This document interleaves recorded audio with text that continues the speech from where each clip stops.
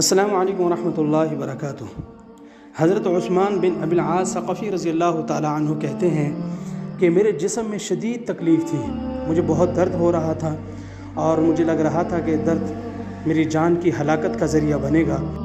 تو کہتے ہیں میں نبی کریم صلی اللہ علیہ وسلم کی خدمت اقدس میں حاضر ہوا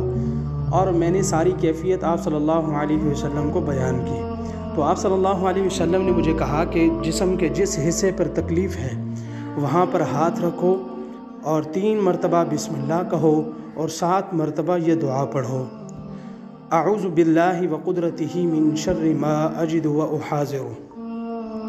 اچھا، یہ عمل 3 مرتبہ کرنا ہے، یعنی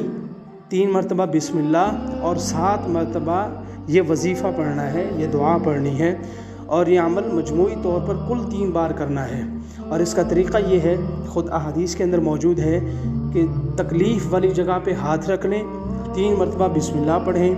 اور اس کے بعد 7 مرتبہ یہ دعا پڑھ لیں جو کہ آپ کو اسکرین پر نظر آ رہی ہے۔ جب 1 مرتبہ یہ عمل دہرا لیں تو پھر اس درد والی جگہ سے ہاتھ ہٹا لیں۔ اسی طرح پھر جب دوسری مرتبہ یہ وظیفہ پڑھیں، یہ دعا پڑھیں، یہ دم کریں تو تکلیف والی جگہ پہ ہاتھ رکھ لیں، پھر 3 مرتبہ بسم اللہ پڑھیں، پھر 7 مرتبہ یہ دعا پڑھ لیں، پھر ہاتھ ہٹا لیں، پھر 3 مرتبہ بسم اللہ پڑھیں اور 7 مرتبہ یہ دعا پڑھیں۔ تو جب دعا پڑھنا شروع کریں گے تو تکلیف والی جگہ پہ ہاتھ رکھ لیں گے، جب دعا ختم کریں گے تو انگلی ہٹا لیں گے، ہاتھ ہٹا لیں گے، اس درد والی جگہ سے